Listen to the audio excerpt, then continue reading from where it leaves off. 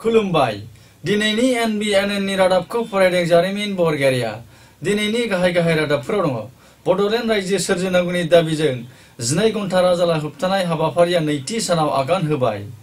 NRC जेंनाखौ मोजां बोस्रांनांगौनि दाबिजों आमसुआ 2 घन्टा राव गैयै सोमावसारदों एक्साइज बिफाननि लोगो नायदिंगिरि नारायण बलारखौ सिनाय मोनै दुथाङा जिउ फोजोबस्रांदों आरो BTC खुंथायनि बानजायनायाव बैसागु बारदै सिख्ला फोरबो खुंनो साखाफारा जादोंसै दानिया फैदो आबुं रादाबाव बडलेण्डनि बिखाजों सिंखावलांनाय कक्राझार जिल्लानि कारिगाव 30 नं माहारियारि राजा लामायाव सोमावसारारि आफाद एबसु NDBP आरो PGCBM नि जुथाइ बानजायनायाव आलादा रायजो बडलेण्ड रायजोखौ थाबैनो दाफुंना होनांगौनि दाबिजों मे दाननि 2 अक्ट'आव 12 घन्टा राजा लामा होबथानाय हाबाफारिया जुरिजेनो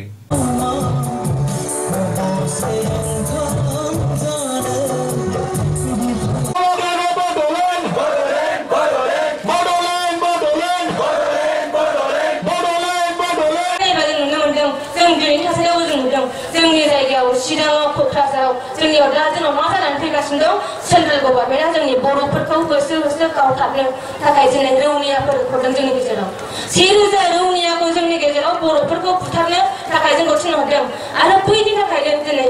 फैनांदों गामि मोनसे बरबाद जादों जोंनि बर' हारियानो मा आलाय सिलाय गोनां जानो गोनां जादों दिनै जोंनि गेजेराव जोंनि बर' हारियाव जों नुनो मोनदों जोंनाव गोबां समस्या 20 बोसोराव जेबो मावनो हायैनि आलादा रायजो बडलेण्डनि सोमावसारनायखौ दुलाराय बर'फोरा साफा खालामदों बेनि गेजेरजों जों मा मोनखो सासे महान व्यक्ति महान आत्मा उपेन्द्रनाथ ब्रह्मखौ जों दिनैहाय बड'फा होननानै फुजिनायनि मोनसे खाबुखौ मोनबाय जोङो मोनसे वरदान मोनदों भगवाननि जे उपेन्द्र ब्रह्मआ जोंनि गेजेराव उजिफैनानै बे सोमावसारनायखौ जागायजेना मोनबा मा जागौमोन आरो उपेन्द्रनाथखौ जों सोमावसारनायनि गेजेरजों दिनै गोबां IAS जाबाय ACS जाबाय आंलाय मामोन सानसुमा खुंगुर बैसुमुतिया मामोन सानसुमा खुंगुर बैसुमुतिया सासे हायार सेकेन्डारिनि टिचारमोन खुंथायनि गोहोआव थानाय फोथाय खेबस' सरकार BJP सरकारा थांनाय 2017 मायथाइनि 22 एप्रिल अक्ट'आव आलादा रायजो बडलेण्ड सोमावसारग्रा आफादफोरजों दिल्लीयाव 3 खनायारि सावरायनायनि उनाव 1 बोसोर बारलांब्लाबो सरकारा बडलेण्डनि दाबिखौ लानानै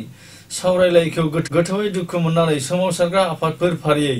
एबसु NDBP आरो PGCBM फिन खेबसेबाव राजा लामा होबथानो गोनां जाबाय आरो BJP सरकारा थांनाय 2014 मायथाइयाव लोकसभा बिसायख'थिनि समाव होनाय रादायफोरखौ मावफुंनायाव फेलें जादों होननानै आलादा रायजो बडलेण्ड सोमावसारग्रा आफादफोरनि जुथाइ बानजायनायाव फिन खेबसेबाव राजा लामा फारसे जिब दाउ अमा बोरमा आरो गारि गरा लानानै 5 साननि हाबाफारिजों 12 घन्टा राजा लामा होबथानाय हाबाफारिया नैथि सानाव आगान होबाय आलादा रायजो बडलेण्ड सोरजिनांगौनि दाबिजों नैथि साननि हाबाफारिया चिरां जिल्लानि काजलगाव सोमावसारग्रा आफादफोर फारियै एबसु NDBP आरो peoples joint action committee for Bodoland movement सुंदयै PGCBM नि जुथाइ बानजायनायाव 3 मे अक्ट'आव फुंबिलिनि 5 रिंगानिफ्राय बेलासिनि 5 रिंगासिम गासै 10 घन्टा राजा लामा होबथानाय हाबाफारि दिन्थिफुङो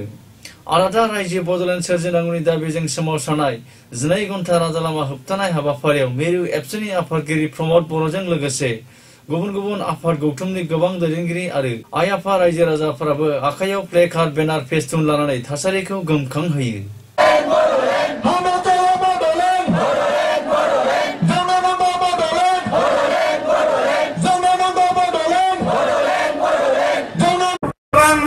बिबान होदोंमोन BTCनि समाव बिबान होदोंमोन बेबायदिनो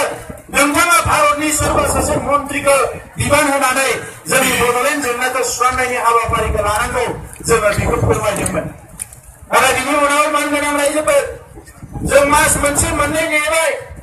सरकारनिफ्राय जेबो इनिसिएटिभ गैया नेयो जेबो इनिसिएटिभ गैया बेनिखायनो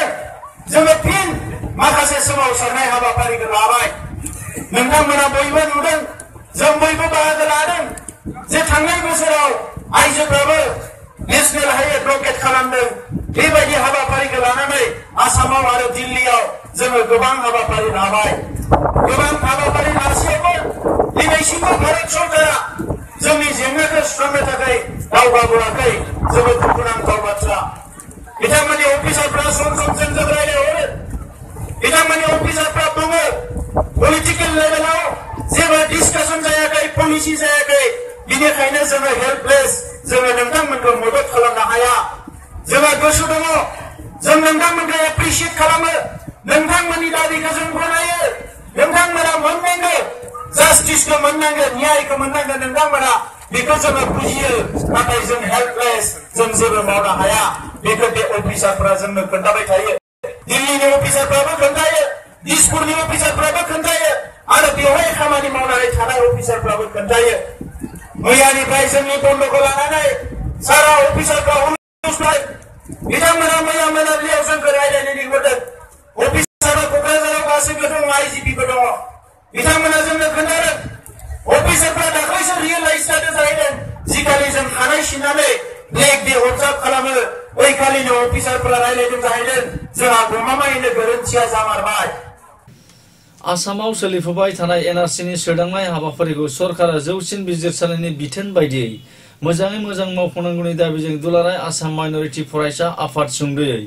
आमसुआ आसामनि गुबुन गुबुन जिल्लाफोराव 2 घन्टा राव गैयै सोमावसारनाय हाबाफारि दिन्थिफुङो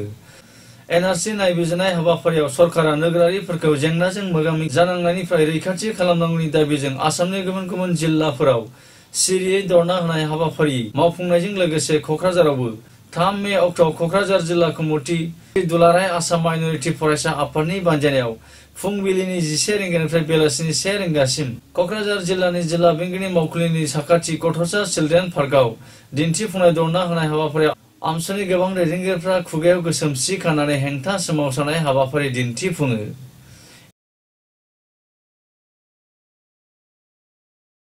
ओरैहाय क'क्राझार जिल्लानि सिङाव थानाय गुबुन गुबुन ओनसोलफोराव एनआरसि सोदांनाय हाबाफारिनि मावफुंनाय समाव सरासनस्रा नोगोरारिफोरनो एनआरसि केन्द्रआव लोंग्रा दै बायदि बायदि सुबिदा होनांगौ होननानै क'क्राझार जिल्लानि जिल्ला बेंगिरि दुलाराय बिटिसि माइनरिटि फरायसा आफादा गांसे गोसोखांलाइबो गथायो एनआरसि जितु আপগ্ৰেডেশ্যন কাম চলি আছে মহামান্য উচ্চ ন্যায়ালয়ৰ নিৰ্দেশ মৰ্মে আমি অসমৰ সকলে জাতি জনগোষ্ঠী মিলি এনআৰচিক আমি সমৰ্থন জনাইছোঁ তথা আদৰণি জনাইছোঁ কিন্তু এনআৰচিৰ নামত যিখিনি অফিচাৰে আমাক হাৰাশাস্তি কৰাৰ এটা ষড়যন্ত্ৰ মানে আৰম্ভ কৰিছে এইখিনি আমি এবিএমচি কেতিয়া সহ্য নকৰোঁ আৰু আমি ইয়াতে দাবী জনাইছোঁ